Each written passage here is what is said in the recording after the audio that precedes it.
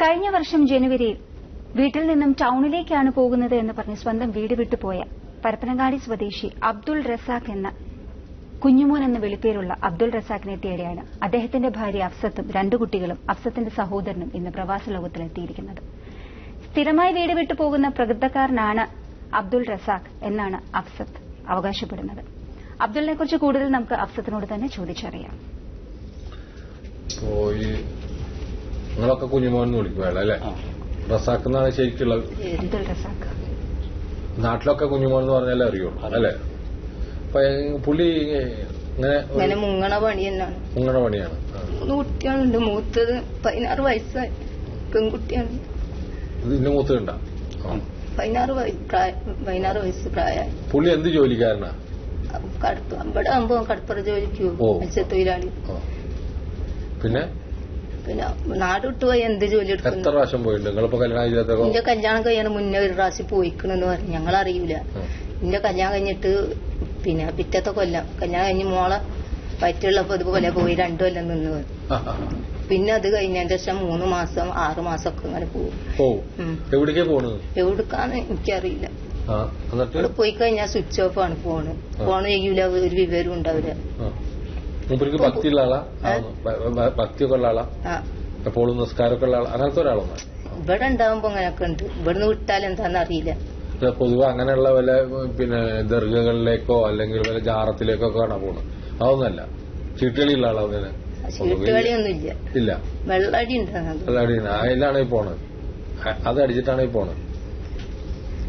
ജോലിക്ക് സ്ഥിരമായിട്ട് പോവില്ല. ഇവിടെ ആവുമ്പോ പോവും.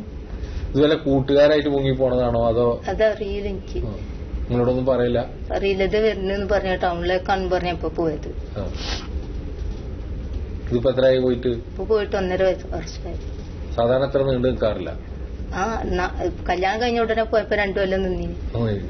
നിങ്ങൾ ചോദിക്കുമ്പോ എന്താ പറയാ?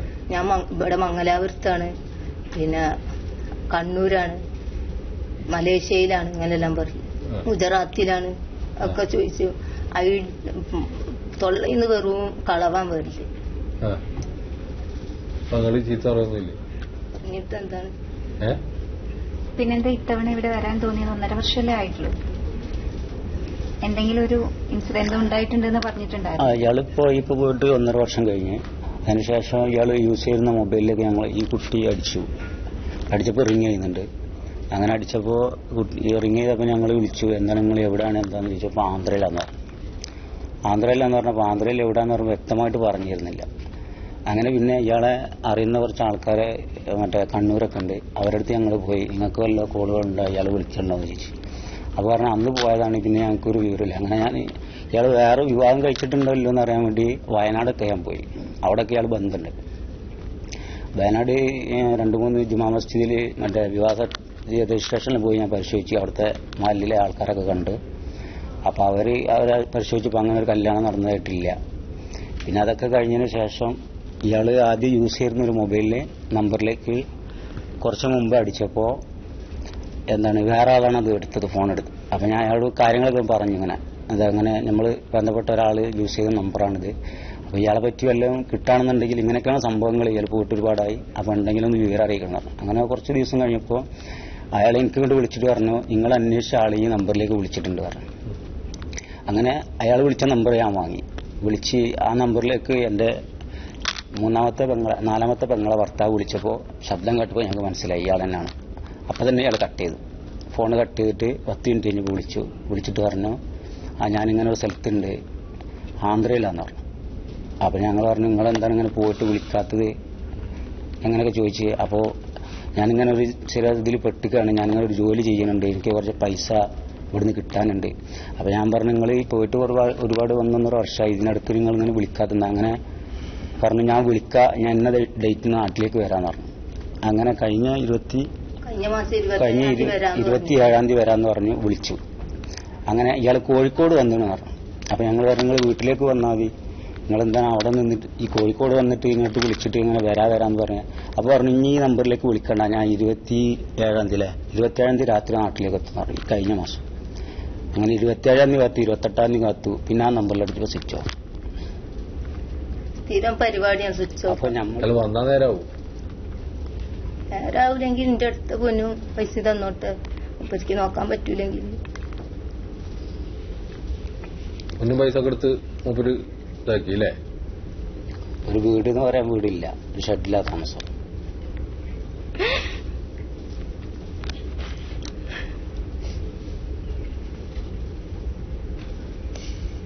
കുട്ടികൾ പഠിക്കണ്ട?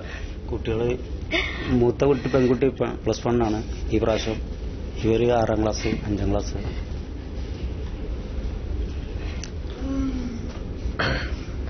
പ്രവാസ ലോകം പ്രേക്ഷകരോടാണ്. അബ്ദുൾ റസാഖ് എന്ന കുഞ്ഞിമോൻ ഈ പ്രോഗ്രാം കാണുമെന്ന് എനിക്ക് ഉറപ്പില്ല. പക്ഷേ കുഞ്ഞിമോൻ എന്ന മനുഷ്യൻ ഈ കുടുംബത്തോട് കാണിക്കുന്ന അതിക്രൂരമായ അവഗണന ഒരു മനുഷ്യനും സഹിക്കാൻ പറ്റുന്നതല്ല. നിങ്ങൾ 3 കുട്ടികൾ പ്രായപൂർത്തിയായിട്ടൊരു ഓല ഷെഡിലാണ് താമസം. മൂത്ത കുട്ടി പ്രായമായി, രണ്ടാമത്തെ കുട്ടിയാണ് ഇപ്പോൾ ഇവിടെ ഇരിക്കുന്നത്. ജീവിക്കാൻ ഒരു പാകമില്ലാത്തൊരു കുടുംബമാണ് എന്നുള്ളത് വളരെ വ്യക്തമാണ് അവരുടെ വർത്തമാനത്തിൽ നിന്നതൊക്കെ. നിങ്ങൾ അവരുടെ സ്വർണവും അവരുടെ ഇതൊക്കെ നിങ്ങൾ എടുത്തു കഴിഞ്ഞിരിക്കുന്നു, കാശും. ഗത്യന്തരമില്ലാതെയാണ് ഞങ്ങളുടെ അടുത്തേക്ക് വന്നിട്ടുള്ളത്. നിങ്ങൾ വന്നിട്ട് ഇപ്പൊ അവർക്ക് പണം സമ്പാദിച്ചു കൊടുക്കുന്നൊന്നും അവർക്ക് ഇല്ല. നിങ്ങൾ വന്നാൽ കൂലിപ്പണി എടുത്തിട്ടെങ്കിലും നിത്യവൃത്തി കഴിയുമല്ലോ എന്നുള്ള ഒരു പ്രതീക്ഷയിലാണ് അവർ ഞങ്ങളുടെ അടുത്ത് വന്നിട്ടുള്ളതെന്നാണ് എനിക്ക് തോന്നുന്നത്. ഈ നിത്യവൃത്തി കഴിഞ്ഞുകൂടാൻ പോലും നിവൃത്തിയില്ലാത്ത ഒരു കുടുംബം ഈ നാട് വിട്ടുപോകുന്നത് ഒരു തമാശയാക്കി മാറ്റിയ, അല്ലെങ്കിൽ ജീവിതത്തിൽ വളരെ കൃത്യമായിട്ട് പറഞ്ഞാൽ ഒരു രക്ഷപ്പെടലോ അല്ലെങ്കിൽ വേറൊരു തരത്തിൽ പറഞ്ഞാൽ ഓടിപ്പോകലോ എന്നൊക്കെ വേണമെങ്കിൽ നമുക്ക് പറയാം. ഇത് രക്ഷപ്പെടലാണ് നിങ്ങൾ കഴിയുന്നത്. നിങ്ങളുടെ ഉത്തരവാദിത്തത്തിൽ നിന്ന് രക്ഷപ്പെടുകയും നിങ്ങൾ മറ്റു തരത്തിൽ അതിന് പ്രതിവിധി നേടിക്കൊണ്ട് നിങ്ങളുടെ പ്രശ്നങ്ങൾ പരിഹരിക്കുകയും ചെയ്യുന്നു എന്നുള്ളതാണ്. നിങ്ങളുടെ പ്രശ്നങ്ങൾ പരിഹരിക്കാൻ നിങ്ങൾ അതിന് പറ്റുന്ന മരുന്ന് ഉപയോഗിക്കുന്നുണ്ട്. ഇവർക്കത് ഉപയോഗിക്കാൻ പറ്റില്ലല്ലോ. അപ്പോൾ ഈ പാവങ്ങൾ നിത്യദുഃഖത്തിലാഴ്ത്തുകയും ഇവരുടെ ജീവിതം പോലും വഴിമുട്ടി നിൽക്കുകയും അതിന് യാതൊരു പരിഹാരം കാണാതിരിക്കുകയും ചെയ്യുക എന്നുള്ള പ്രവൃത്തിയാണ് നിങ്ങൾ ചെയ്തുകൊണ്ടിരിക്കുന്നത്. നിങ്ങൾ കോഴിക്കോട് വന്നാൽ, നിങ്ങൾക്കൊന്ന് നാട്ടിൽ വന്നാൽ എന്താ? ഈ മക്കളൊന്ന് കണ്ടിട്ട് പോയാലെന്താ? ഈ പാവപ്പെട്ട സ്ത്രീ ഒന്ന് കണ്ടിട്ട് പോയാലെന്താ? റസാഖിനെ ഞങ്ങൾ നിയമത്തിന്റെ കുരുക്കിൽ കൊടുക്കും, യാതൊരു സംശയവും വേണ്ട. റസാഖ് എന്ന കുഞ്ഞിമോനെ ഞങ്ങൾ നിയമത്തിന്റെ കുരുക്കിൽ കുടുക്കി നാട്ടിൽ കൊണ്ടുവരും വേണ്ടി വന്നു. നിങ്ങൾ എത്ര കാലം ഒളിച്ചു കളിക്കുക ഈ പാവപ്പെട്ട കുടുംബത്തിനെ വിട്ടിട്ട്? ഒരു മര്യാദ വേണ്ടേ? ഒരു മര്യാദ വേണ്ടൂ. ഇതൊരു തരം ഇതുപോലെ എല്ലാ കൊല്ലവും അനുവർത്തിക്കുന്ന ഒരു അനുഷ്ഠാനം പോലെ 2 മാസം വീട്ടിൽ നിൽക്കുക, 3 മാസം ഒളിച്ചോടുക. എന്ത് തമാശ ഏത് കുഞ്ഞുമോനെ? നമ്മൾ ചെറുപ്പത്തിലൊക്കെ ചെയ്യുന്നതന്നെ മനസ്സിലാവും നമുക്ക്. ഇതെന്താ പ്രായപൂർത്തിയായ മക്കള് ഉണ്ടാവുക, ജീവിതം വഴിമുട്ടി നിൽക്കുക. ഈ സന്ദർഭത്തിൽ നിങ്ങൾ ഇങ്ങനെ ഓടിപ്പോയാൽ ഇവരെന്താ ചെയ്യുക? അപ്പൊ കുഞ്ഞുമോന്റെ സുഹൃത്തുക്കള്, കുഞ്ഞുമോന്റെ കുടുംബക്കാര്, കുഞ്ഞുമോൻ തന്നെ ഈ പ്രോഗ്രാം കാണുകയാണെങ്കിൽ നിങ്ങൾ കഴിയുന്നത് വേഗം നാട് പിടിക്കണം. അല്ലെങ്കിൽ ഞങ്ങൾ നിങ്ങൾക്കെതിരെ കോടതിയിൽ പോകും, യാതൊരു സംശയമില്ല. ഞാൻ അവരെ ഉപദേശിക്കാൻ പോകുന്നതാ. കോടതിയിൽ പോകും. നിങ്ങൾക്ക് സെർച്ച് വാറണ്ട് ഉണ്ടാവും, യാതൊരു സംശയവും വേണ്ട. ആ വക നിയമക്കുരുക്കിലേക്ക് ഈ കുടുംബത്തെ നിങ്ങൾ വലിച്ചേക്കണ്ട, നിങ്ങളും വലിച്ചേക്കണ്ട. സ്വദേശത്തും വിദേശത്തും കാണാതാകുന്നവരെ തേടിക്കൊണ്ടുള്ള ഒരു യാത്രയാണ് പ്രവാസ ലോകം നടത്തുന്നത്. ഇത് തികച്ചും സൌജന്യമാണ്. കാണാതാകുന്നവരുടെ ഫോട്ടോ, അയക്കുന്നയാളുടെ വിശദമായ ടെലിഫോൺ നമ്പറും അഡ്രസ്സും സഹിതം ഞങ്ങൾക്ക് എഴുതുക.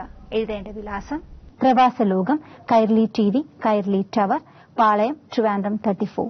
ഞങ്ങളുടെ ഹോട്ട്ലൈൻ മൊബൈൽ നമ്പറുകൾ: കേരളം ഇന്ത്യ, റഫീഖ് റാവുത്തർ 9847920104. ഞങ്ങളുടെ ഇമെയിൽ അഡ്രസ് പ്രവാസലോകം@gmail.com. ജാതിഭേദങ്ങളോ മതദ്വേഷങ്ങളോ ഇല്ലാതെ ഏവരും സോദരേന വാഴുന്ന നാട് കാണണമെങ്കിൽ ഗൾഫ് നാടുകളിലെ പ്രവാസികൾ ജോലി ചെയ്യുന്ന ലേബർ ക്യാമ്പുകളിൽ നമ്മൾ സന്ദർശിക്കണം. അവരുടെ ഒത്തൊരുമ കാണണം. ഈ ആഴ്ചയിലെ പ്രവാസ ലോകം ഇവിടെ പൂർണ്ണമാവുകയാണ്. അടുത്ത ആഴ്ച നമുക്ക് വീണ്ടും കാണുന്നതുവരെ നന്ദി, നമസ്കാരം.